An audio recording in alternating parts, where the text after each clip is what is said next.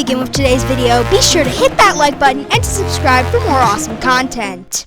Hey guys, Captain Infinity here, and welcome back to another awesome video, where today I'm going to start a brand new series on my channel entitled The Marvel Mega Review. Now in this series, as you may have guessed by the title, I am going to be reviewing all of the MCU films from Iron Man to Spider-Man Far From Home, and today we're going to be taking a look at the first 3 films, those being Iron Man, The Incredible Hulk, and Iron Man 2. So before we begin with that, please be sure to hit that like button and subscribe for more awesome content just like this, and to stay tuned for the next few episodes of the Marvel Mega Review, which should come out soon.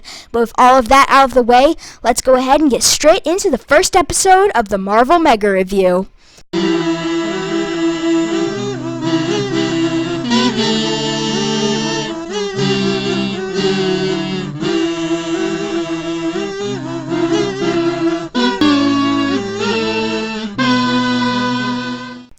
Let's start at the very beginning, which I hear is a very good place to start, Iron Man. Iron Man is a solid movie. It's not a perfect movie, in fact I highly doubt that there is such a thing, but it is a good movie, so let's start out with the things that I liked about it. Obviously, Robert Downey Jr. is perfect as Tony Stark. The people who do the casting down at Marvel Studios are geniuses, and they always manage to pick the right role for actors. It's also kind of cool to see Tony in the cave, because in the more recent movies, Tony is kind of omnipotent. I mean, he doesn't even have to put on his suits anymore, so it's kind of cool to see Tony in a situation where he doesn't really have a way out. Also, this might be an unpopular opinion, but I think I like Terrence Howard's Rhodey more than Don Cheadle's in Iron Man 2. Now, Iron Man was a good film, but it did have its fair share of flaws, and it did have one big flaw, that being the main villain. I cannot, for the life of me, figure out why Obadiah Stane was the villain in this movie. In fact, the film already had a perfectly good villain, that being the Ten Rings. They already want to kill Tony, so just throwing Obadiah Stane into the mix makes the plot more complex than it needs to be. Now, this was the first Marvel movie, so the MCU is still finding its footing, and this is nowhere more apparent than in some of the more risque moments in this film. This is not the worst that this film has to offer, it's just what I'm comfortable showing on this channel. The film is still rated PG-13, but if you're a parent and you're watching this film with your kids, you might want to cover their eyes for a few select scenes during this movie. But I digress, Iron Man is a really good film. 8 out of 10, I would watch this film again. So, the next movie is Incredible Hulk. I really don't know what to talk about with this one. This is the weirdest offering in the MCU by a long shot. The acting is bland, the CGI is jarring, and the movie just seems to go on tediously forever. Firstly, let's talk about the tone, because this movie doesn't even know what it wants to be. One scene might be a dramatic film about the government tracking down a man, and the next scene might be comedic and all funny, silly. It just doesn't make any sense. The movie doesn't have any idea what it wants to be at all.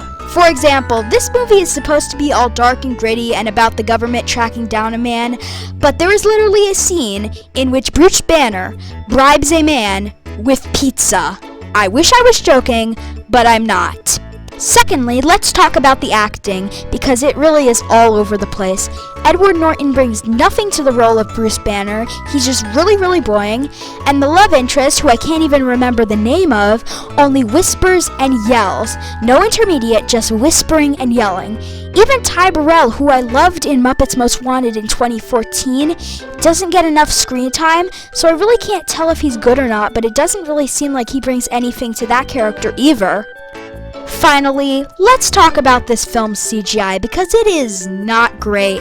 Actually, that's an overstatement. As you're seeing on screen, this CGI is terrible. It meshes terribly with the live-action segments of the movie.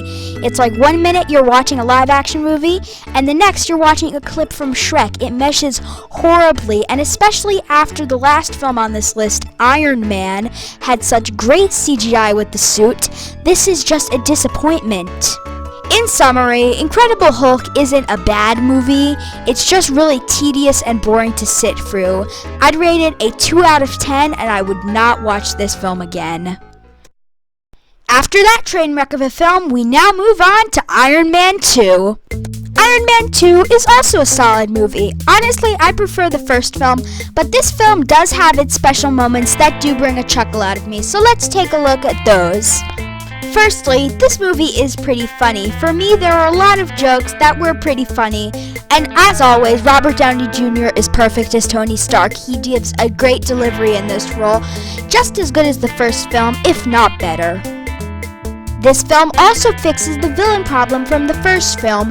The villain in this film has understandable motivations and makes a lot of sense. The only thing that I don't get is a small plot hole in which he knows where Tony Stark is going to be at a race in Monaco, but that can be cracked up to plot convenience.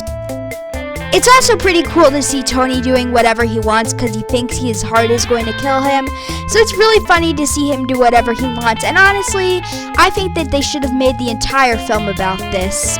This film also marks the first appearance of Natasha Romanoff's Black Widow, and the teaser trailer for her solo film actually came out while I was editing this video, and that looks cool. And in this film, she does a really good job as Black Widow Natasha Romanoff. And that's really all I had to say regarding this film. I did like the post-credit scene which teased 4, but other than that, that's all I have to say about this film. I would give Iron Man 2 an 8 out of 10, and I would watch this film again. But anyway, that's all I've got planned for this video. If you guys did enjoy it, please be sure to hit that like button and to subscribe for more awesome content, and to not miss out on the next episode of the Marvel Mega Review, in which we'll be covering 4, Captain America: The First Avenger, and the Avengers Assemble film. But with all of that out of the way, my name is Captain Infinity, and I'll see you guys in the next one. Bye-bye!